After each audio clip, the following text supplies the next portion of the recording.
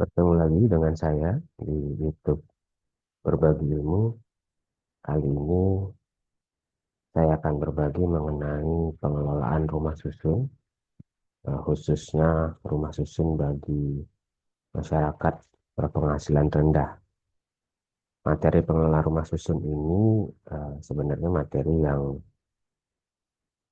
sudah pernah saya sampaikan pada acara bimbingan teknis pengelola rumah susun MDR itu di Kota Madiun tanggal 1 November 2024. Tapi karena materi ini cukup banyak yang harus disampaikan, jadi nanti akan saya bagi menjadi 4 materi ya. Untuk yang pada materi kali ini, itu khusus mengenai informasi umum terlebih dahulu. Baik, kita mulai saja. Nah, yang pertama terkait dengan regulasi.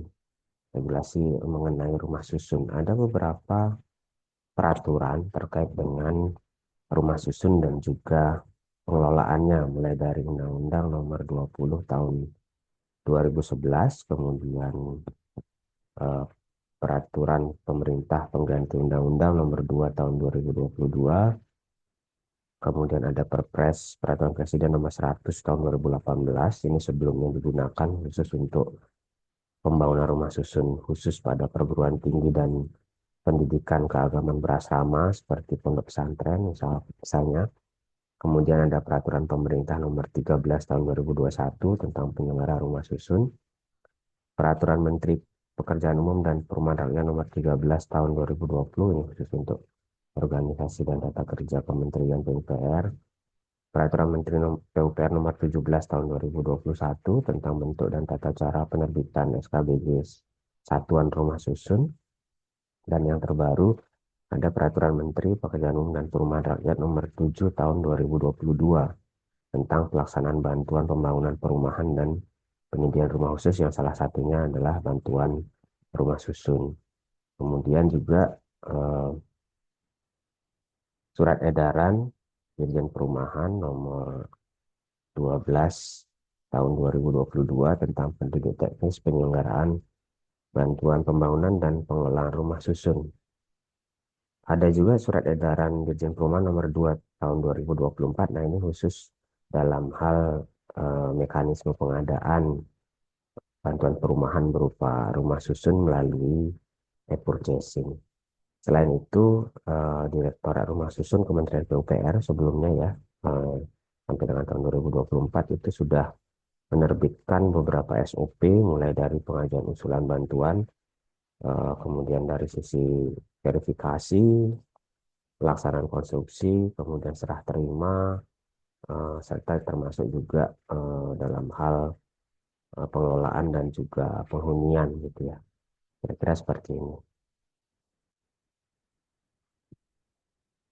Pada umumnya, tahapan penyelenggaraan rumah susun sewa khususnya itu didasarkan pada Undang-Undang Nomor 20 Tahun 2011 menyebutkan bahwa penyelenggaraan rumah susun terdiri dari beberapa tahapan mulai dari perencanaan hingga pada upaya pendanaan dan peningkatan peran serta masyarakat dalam penyelenggaraannya. Jadi kita lihat eh, apa tahapan awalnya itu adalah dimulai dari perencanaan, kemudian pelaksanaan pembangunan, penguasaan dan juga pemanfaatan, pengelolaan, pemeliharaan dan perawatan, pengendalian, kelembagaan, pendanaan dan sistem pembiayaan serta peran masyarakat.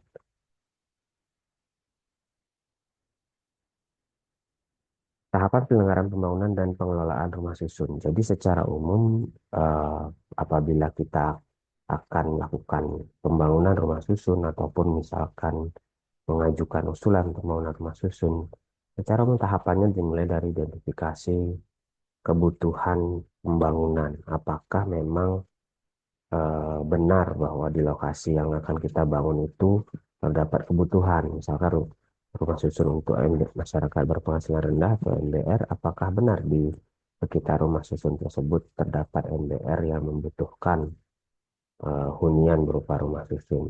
Kemudian baru dilakukan studi kelayakan, baik itu secara teknis keuangan dan juga dampaknya, apakah berdampak bagi warga masyarakat sekitar ataupun masyarakat MBA tersebut. Kemudian dilakukan perencanaan pembangunan dan juga pengelolaan mulai dari penyusunan DED, perencanaan mengenai pemanfaatan dan pengelolaan karena nantinya setelah dibangun tentu harus ada perencanaan bagaimana pemanfaatannya, bagaimana pengelolaannya. Kemudian pelaksanaan pembangunan dan penyiapan pengelolaan mulai dari eh, pelaksanaan konstruksi, pengawasan, kemudian uji coba pengoperasian atau commissioning test, penyiapan pengelolaan, sosialisasi, dan juga pemasaran. Mana di tahap pelaksanaan pembangunan inilah sudah harus mulai dilakukan sosialisasi kepada calon penghuni dan pemasaran agar nanti pada saat sudah terbangun itu sudah bisa langsung segera dilakukan penghunian.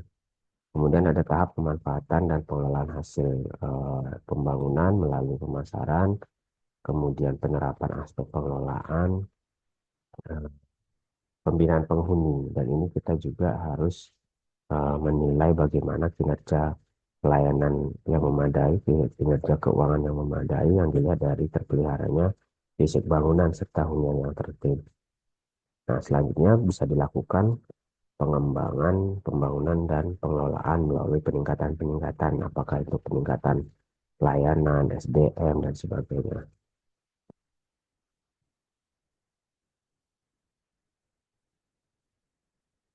Baik, kita lanjutkan mengenai pengelolaan.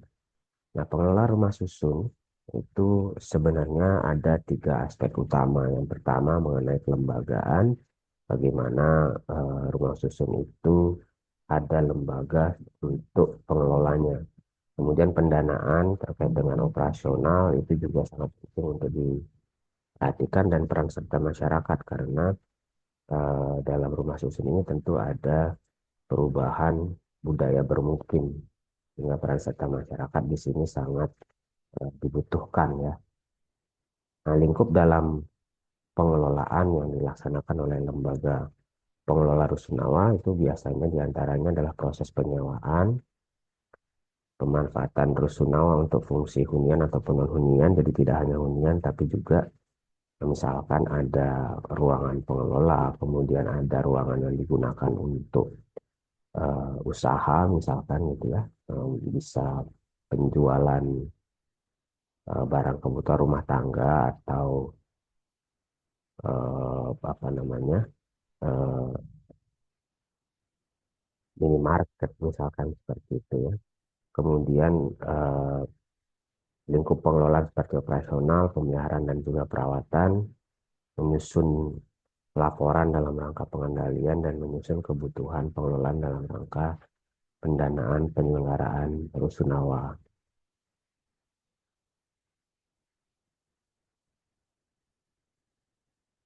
Dalam proses pengelolaan rumah susun itu harus ada struktur organisasi yang terdiri dari kepala, kemudian bendahara, pengurus administrasi, pengurus penghunian, dan juga pengurus pemeliharaan. Kemudian yang wajib dimiliki juga adalah tenaga ahli yang kompeten di bidang pemeliharaan bangunan gedung, karena memang bangunan gedung ini cukup kompleks ya.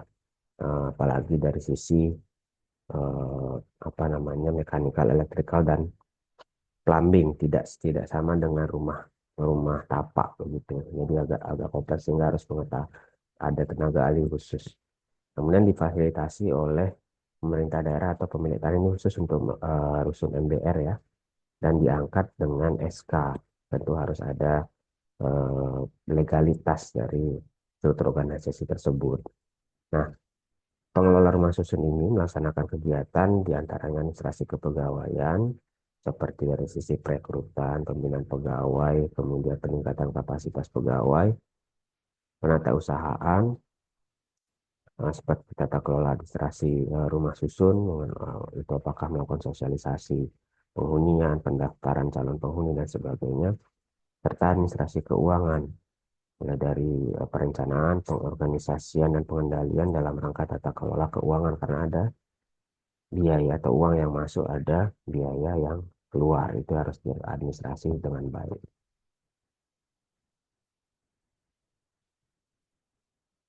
Berdasarkan Peraturan Menteri PUPR Nomor 7 Tahun 2022, pengelola rumah susun adalah didefinisikan sebagai upaya terpadu yang dilakukan oleh pengelola atas barang milik negara atau daerah yang berupa rumah susun beserta PSU, prasarana sarana dan utilitas, untuk mempertahankan kelaikan rumah susun yang meliputi kegiatan operasional, pemeliharaan, dan perawatan. Nah, operasional ini tadi seperti administrasi kepegawaian, penatausahaan, dan juga pengelolaan keuangan. Nah, ada dua istilah di sini. Ada kegiatan yang dilakukan dalam pengelolaan, yaitu pemeliharaan dan juga perawatan. Secara definisi, pemeliharaan adalah kegiatan menjaga keandalan bangunan gedung beserta prasarana dan sarananya agar selalu layak fungsi. Sementara perawatan adalah kegiatan memperbaiki dan atau mengganti bagian bangunan gedung, komponen, bahan bangunan, dan atau prasarana sarana agar bangunan layak fungsi. Jadi ada perbedaan ya. Pemeliharaan itu menjaga keandalan, jadi kegiatan yang secara rutin dilakukan agar apa namanya rumah susun itu komponen-komponennya dapat berjalan sebagaimana mestinya. Sementara perawatan apabila ada kerusakan maka dilakukan perbaikan atau penggantian, yang itu termasuk ke dalam perawatan. Dalam pengelolaan rumah susun, salah satu hal yang terpenting adalah penetapan tarif. Karena apalagi misalkan untuk masyarakat berpenghasilan rendah, penetapan tarif ini sangat penting. Artinya apakah nanti apa namanya yang menjadi indikator apakah nanti rumah susun tersebut akan penuh penggunanya atau tidak, akan bermanfaat atau tidak, akan memudahkan dari masyarakat ember atau tidak. Dalam penetapan tarif sewa rumah susun harus memperhatikan tiga aspek biaya, yaitu biaya operasional yang meliputi administrasi kepegawaian, penataan dan penatausahaan dan pengelolaan keuangan. Yang kedua, biaya pemeliharaan tadi untuk biaya rutin untuk menjaga komponen-komponen bangunan rumah susun. Dan ketiga, biaya perawatan untuk mengganti komponen atau bangunan gedung yang rusak.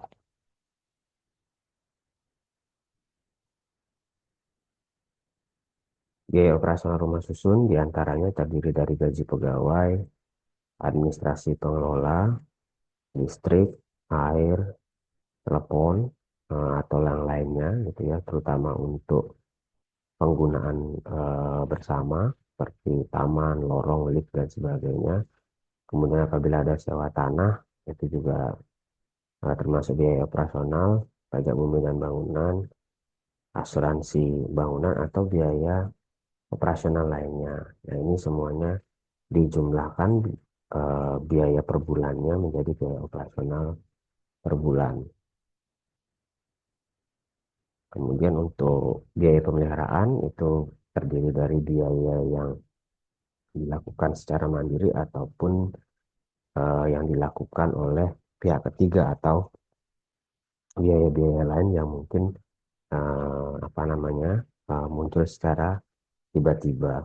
Nah, berdasarkan Peraturan Pemerintah Nomor 16 Tahun 2021 tentang bangunan gedung, biaya pemeliharaan per bulan itu biasanya maksimal 2% dari harga satuan bangunan gedung negara (HSBGN) dikali dengan luas total bangunan gedung dibagi 12. Nah, HSBGN ini atau mungkin sekarang SHST ya, standar harga satuan tertinggi, itu ditetapkan oleh pemerintah kabupaten kota per meter persegi itu berapa harga satuan untuk luas bangunan gedung di masing-masing kabupaten kota, itu yang menjadi patokan. Kemudian biaya perawatan itu perhitungannya dilakukan setelah terjadi kerusakan bangunan berdasarkan tingkat kerusakan, yaitu apakah rusak ringan, sedang, dan berat. Nah, untuk sesuai dengan Peraturan Pemerintah Nomor 16 2021, perhitungan biaya perawatan terdiri dari biaya komponen pekerjaan standar dan pekerjaan non-standar. Nah, biaya perawatan untuk pekerjaan standar dan non-standar ditentukan dari bobot persentase dari kerusakan bangunan dikali dengan luas bangunan dan harga satuan bangunan gedung negara (HSBG) yang tadi disebutkan. Baik, saya kira untuk kali ini mungkin yang bisa kita bagi adalah sampai dengan informasi umum terlebih dahulu. Nanti kita lanjutkan di sesi selanjutnya, kita akan eh, berbagi mengenai simulasi perhitungan tarif dari sewa rumah susun ya. Sampai bertemu di materi selanjutnya.